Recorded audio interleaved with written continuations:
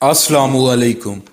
سب بہن بھائیوں سے گزارش ہے کہ ویڈیو کو مکمل ضرور سنا کریں، چینل کو سبسکرائب کر دیں اور ساتھ موجود بیل کے آئیکن کو بھی کلک کر دیں۔ شکریہ۔ جب آپ صلی اللہ علیہ وآلہ وسلم غزوہ خندق سے فارغ ہو کر گھر آئے تو وہ دوپہر کا وقت تھا۔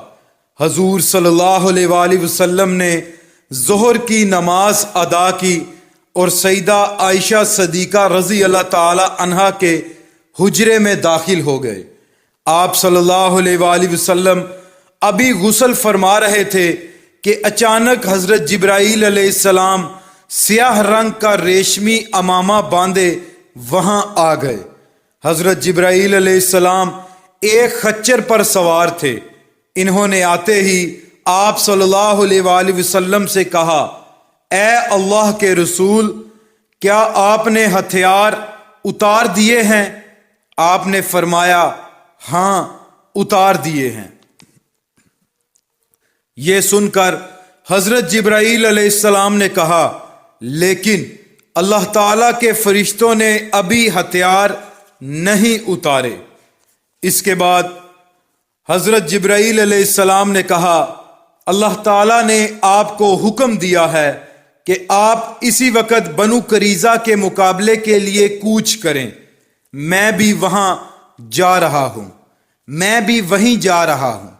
اس پر حضور صلی اللہ علیہ وآلہ وسلم نے اعلان کرایا، ہر اطاعت گزار شخص عصر کی نماز بنو قریظہ کے محلے میں پہنچ کر پڑھے۔ اس اعلان سے مراد یہ تھی کہ روانہ ہونے میں دیر نہ کی جائے۔ آپ صلی اللہ علیہ وآلہ وسلم نے خود بھی فوراً اپنے ہتھیار لگائے، زرہ بختر پہنی، اپنا نیزہ دستے مبارک میں لیا، تلوار گلے میں ڈالی اور اپنے گھوڑے پر سوار ہوئے۔ آپ صلی اللہ علیہ وآلہ وسلم کے گرد صحابہ کرام رضی اللہ عنہما نے بھی ہتھیار لگائے، گھوڑوں پر موجود تھے۔ صحابہ رضی اللہ عنہما کی تعداد 3000 تھی۔ ان میں 36 گھڑ سوار تھے۔ ان میں بھی 3 گھوڑے آپ صلی اللہ علیہ وآلہ وسلم کے تھے۔ اس غزوہ کے موقع پر آپ صلی اللہ علیہ وآلہ وسلم نے حضرت عبداللہ بن ام مکتوم رضی اللہ تعالی عنہ کو مدینہ منورہ میں اپنا قائم مقام مقرر فرمایا۔ حضور صلی اللہ علیہ وآلہ وسلم سے آگے آگے حضرت علی رضی اللہ تعالی عنہ پرچم لیے ہوئے بنو قریظہ کی طرف روانہ ہوئے۔ حضرت علی رضی اللہ تعالی عنہ چونکہ آگے روانہ ہوئے تھے، اس لیے پہلے وہاں پہنچے۔ انہوں نے مہاجرین اور انصار کے ایک دستے کے ساتھ بنو قریظہ کے قلعے کے سامنے دیوار کے نیچے پرچم نصب کیا۔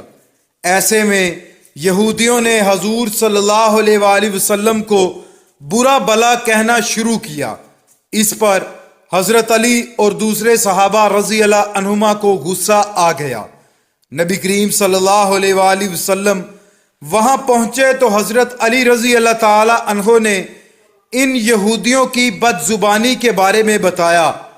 آپ صلی اللہ علیہ وآلہ وسلم نے ان کی پوری آبادی کو گھیرے میں لینے کا حکم دیا۔ یہ محاصرہ 25 دن تک جاری رہا۔ یہودی اس محاصرے سے تنگ آ گئے اور آخرکار آپ صلی اللہ علیہ وآلہ وسلم کے سامنے حاضر ہو گئے۔ حضور صلی اللہ علیہ وآلہ وسلم نے انہیں باندھنے کا حکم فرمایا۔ ان کی مشقیں کس دی گئیں۔ ان کی تعداد 600 یا 750 تھی۔ انہیں ایک طرف جمع کر دیا گیا۔ یہ سب وہ تھے جو لڑنے والے تھے۔ ان کے بعد ان کی عورتوں اور بچوں کو حویلیوں سے نکال کر ایک طرف جمع کیا گیا۔ ان بچوں اور عورتوں کی تعداد 1000 تھی۔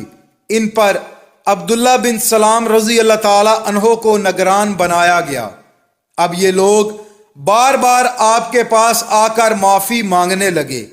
اس پر آپ صلی اللہ علیہ وآلہ وسلم نے فرمایا، کیا تم اس بات پر رضامند ہو کہ تمہارے معاملے کا فیصلہ تمہارے معاملے کا فیصلہ تمہارا ہی کوئی آدمی کر دے۔ انہوں نے جواب دیا، سعد بن معاذ رضی اللہ تعالی عنہ جو فیصلہ بھی کر دیں ہمیں منظور ہے۔ سعد بن معاذ رضی اللہ تعالی عنہ مسلمان ہونے سے پہلے ان یہودیوں کے دوست اور ان کے نزدیک قابل احترام شخصیت تھے۔ حضور صلی اللہ علیہ وآلہ وسلم نے ان کی یہ بات مان لی۔ سعد بن معاذ رضی اللہ تعالی عنہ غزوہ خندق میں شدید زخمی ہو گئے تھے۔ وہ اس وقت مدینہ منورہ میں مسجد نبوی کے قریب ایک خیمے میں تھے۔ اب آپ صلی اللہ علیہ وآلہ وسلم کے حکم پر انہیں بنو قریظہ کی آبادی میں لایا گیا۔ ان کی حالت بہت خراب تھی۔ آخر وہ نبی کریم صلی اللہ علیہ وآلہ وسلم کے پاس پہنچ گئے۔ انہیں ساری بات بتائی گئی۔ اس پر سعد بن معاذ رضی اللہ تعالی عنہ نے کہا، فیصلے کا حق تو اللہ تعالی ہی کا ہے یا پھر اللہ کے رسول کو ہے۔ حضور صلی اللہ علیہ وآلہ وسلم نے ارشاد فرمایا، اللہ ہی نے تمہیں حکم دیا ہے کہ یہود کے بارے میں فیصلہ کرو۔ اب انہوں نے اپنا فیصلہ سنایا، میں یہ فیصلہ کرتا ہوں کہ ان کے مردوں کو قتل کر دیا جائے، ان کا مال اور دولت مال غنیمت کے طور پر لے لیا جائے، اور ان کے بچوں اور عورتوں کو غلام اور لونڈیاں بنا لیا جائے۔ حضرت سعد بن معاذ رضی اللہ تعالی عنہ نے یہودیوں سے اپنی سابقہ دوستی کی پرواہ نہ کرتے ہوئے اتنا سخت فیصلہ اس لیے سنایا تھا کہ ان یہودیوں کا ظلم و ستم اور ان کی فتنہ انگیزی حد سے بڑھ گئی تھی۔ اگر انہیں یوں ہی زندہ چھوڑ دیا جاتا تو یقینی طور پر یہ لوگ مسلمانوں کے خلاف بدترین سازشیں کرتے رہتے۔ ان کا مزاج بچھو اور سانپ کی مانند ہو چکا تھا جو کبھی ڈسنے سے باز نہیں آ سکتے، اس لیے ان کا سر کچلنا ضروری تھا۔ ان کا فیصلہ سن کر آپ صلی اللہ علیہ وآلہ وسلم نے ارشاد فرمایا، تم نے اللہ تعالیٰ کے فیصلے کے مطابق فیصلہ سنایا ہے۔ اس فیصلے کی شان بہت اونچی ہے۔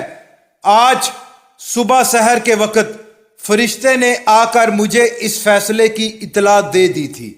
اس کے بعد نبی کریم صلی اللہ علیہ وآلہ وسلم نے حکم دیا کہ بنو قریظہ کی حویلیوں میں جو کچھ مال اور ہتھیار وغیرہ ہیں سب ایک جگہ جمع کر دیے جائیں۔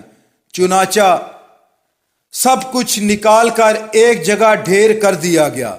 اس سارے سامان میں 1500 تلواریں اور 300 زرہیں تھیں، 2000 نیزے تھے۔ اس کے علاوہ بے شمار دولت تھی، مویشی بھی بے تحاشا تھے۔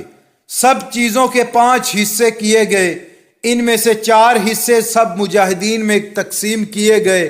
یہاں شراب کے بہت سے مٹکے بھی ملے، ان کو توڑ کر شراب کو بہا دیا گیا۔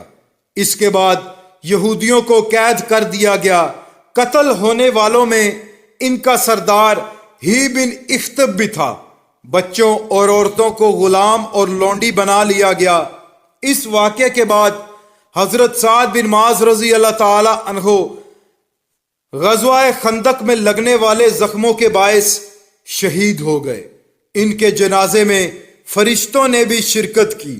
انہیں دفن کیا گیا تو قبر سے خوشبو آنے لگی۔ قیدی عورتوں کے بارے میں حضور صلی اللہ علیہ وآلہ وسلم نے ارشاد فرمایا، جو عورتیں فروخت کی جائیں اپنے بچوں سے جدا نہ کی جائیں، یعنی جہاں ماں رہے وہیں اس کے بچے رہیں جب تک کہ بچہ جوان نہ ہو جائے۔